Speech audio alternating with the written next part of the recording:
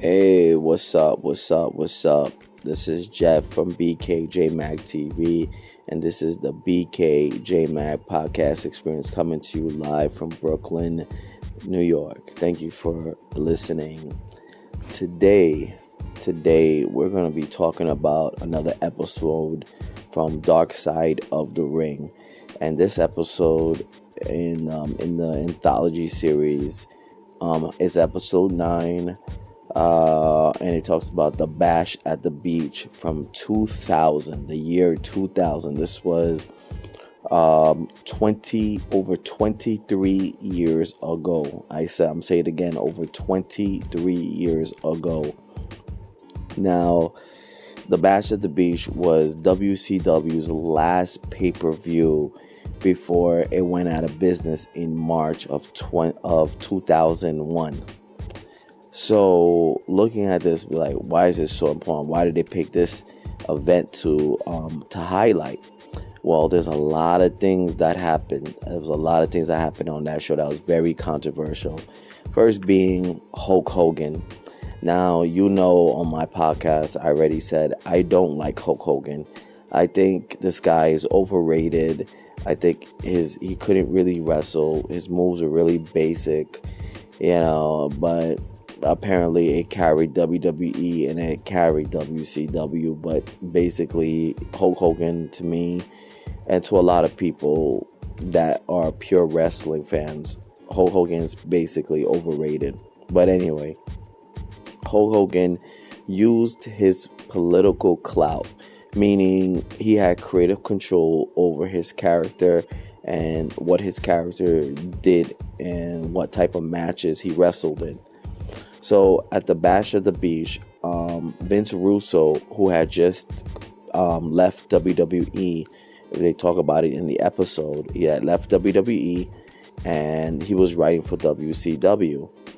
Apparently, it didn't really go so well. It was a lot of raunchy content, over the top. Things were just not sticking to the wall. It was a bit whoa. So Siegel, one of the executives at TNT, basically brought back Eric Bischoff after letting Eric Bischoff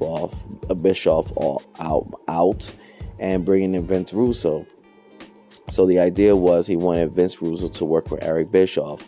Now, let me tell you something. Eric Bischoff, after watching this documentary yesterday, he was saying some really disgusting, terrible things about Vince Russo. Now, let me tell you this. Vince Russo is responsible for The Rock and Booker T winning multiple world titles. Let me tell you, Eric Bischoff basically is low-key slime, in my opinion, because honestly, he didn't care about the development and the promotion of black wrestlers or Latino wrestlers. He just used them as props, and he basically favored us certain type of wrestlers, white wrestlers, in my opinion. And Hulk Hogan was his money tree. He was his guy. And he really saw Hulk Hogan as the guy that he was going to keep putting the belt on no matter what. And if you watch the anthology series, the episode Darkside of the Ring, episode 9, you're going to see he just wanted to keep the title on Hulk Hogan. It's like he just loved Hulk Hogan. So Vince Russo, basically, for anybody that don't know it, wrestling has elements of scriptedness, and there are parts that is a stunt show. I always say wrestling is not fake. It's a scripted stunt show. It's a scripted stunt show that's there to entertain, but also could have devastating effects in fulfilling that entertainment. And now, a lot of it, so you hear Vince Russo writing scripts with writing teams. So he wrote the original script, and I believe, if I remember correctly, the goal was he had to make Hulk Hogan look good. He had to make him look awesome. And Hulk Hogan didn't like the first script. And because Hulk Hogan was like, what am I gonna do? I have creative control, I have this. So it's like, it's not really falling for me. So Hulk Hogan decides to reject that first script, and Vince Russo had to write another script. And this time he came up with the script where he beat up on everybody, wins the title, but he's so upset that he leaves the arena, and then they relinquish the title. And then Booker T faces Jeff Jarrett. Jeff Jarrett, who was the champion at the time, they would face off against each other and put the title on Booker T because Vince Russo wanted the title on Booker T. They had a meeting and they all voted. They wanted Booker T to win the world title. So it was a unanimous decision, but Eric Bischoff had other plans, and Eric Bischoff did not want to see Booker T win the world title. And now looking back at it, it actually makes sense. Booker T was the 5-time WCW champion, and basically Eric Bischoff used Booker T's accomplishments in WCW as a prop and didn't really take him seriously in booking him to win multiple world titles after winning it 5 times in WCW. It was basically say, hey, let's use him as a prop, let's use him as a gimmick. And it wasn't right. To me, when I look back at it, it just wasn't right. It was just the one way of a wrestling promoter basically bringing down the black man. Vince Russo said it best in the documentary that pro wrestling has not been kind to African Americans. And I strongly agree. African American males and women have given their bodies and their sacrifice and their energies in WWE and WCW, and they have not been recognized for it. They've barely been recognized for it. Let's be honest. They had Farouk win the world title. The next person is Booker T. WWE's worse. The Rock becomes the first world WWE champion. It takes years and years before the next guy, Kofi Kingston, wins the next WWE championship.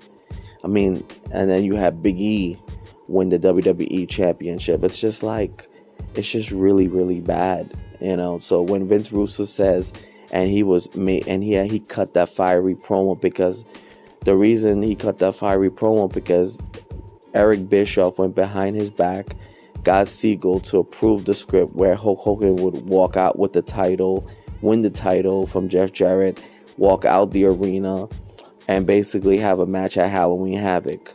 And then he called Siegel, and Siegel approved the script. So Vince Russo was pissed. And he had to go tell Jeff Jarrett that, and Jeff Jarrett was pissed.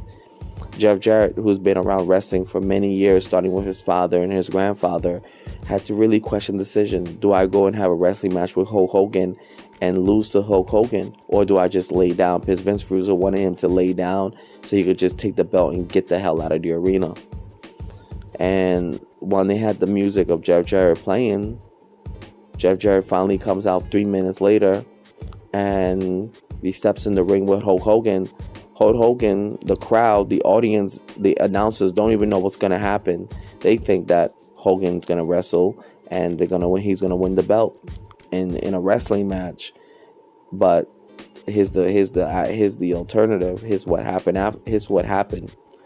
Jeff Jarrett takes a dive and then gets pinned 1, 2, 3 and then walks out the ring, rolls out the ring, basically saying that I don't fuck with you because you came out here and disrespected the championship because you didn't want to put somebody over. You didn't want to put a black man over as the WCW champion because you wanted to be so selfish and use your creative control. Now I got a problem with that. That's ridiculous. So from Hulk Hogan.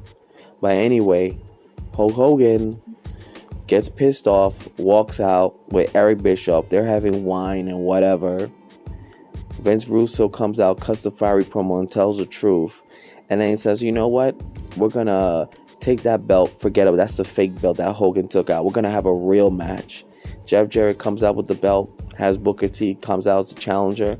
Booker T comes out and wins the title at the Bash at the Beach 2000. And everybody's celebrating. Everybody's happy for Booker T. Vince Russo really wanted to make sure that Booker T won the championship that night. And it made me look at it. He built The Rock. He made sure The Rock had the title run with the attitude, with the eyebrows, and people were glued in. That's what helped beat WCW. And he wanted to do the same thing with Booker T. He wanted to build Booker T as that guy that WCW was going to reign on, the younger, more talented, explosive wrestler. That's what he was going to do. And, at the end, it didn't get to happen. And the WCW got put out of business. And Vince McMahon took it over. Honestly, I wish the federal government would have intervened and made sure that sale didn't go through, that it should have been another promoter other than Eric Bischoff. But it is what it is. And looking back at it, Hogan, to me, he's the example of what it is to be selfish. He snitched on Jesse Ventura when he was trying to start a union in WWE in the late 80s. And he used his political clout to bury a lot of wrestlers. And he made sure certain wrestlers, Booker T didn't get a chance to be the world champion. And there are other things that he did. I'm not going to mention on this past, because you already know what it is. But I'm not a big fan of Hulk Hogan. When I hear that music, I just fast forward at this point of time. I'm just not a big fan no more. I don't like the guy. And Eric Bischoff, I lost tremendous respect for Eric Bischoff after watching this documentary. And I gained a newfound respect for Vince Russo. Vince Russo really wanted to put the black guy over, the black wrestler over, and he was gonna do it by any means necessary, even if it meant double crossing Hulk Hogan and his political clout, and Eric Bischoff and Siegel from TNT.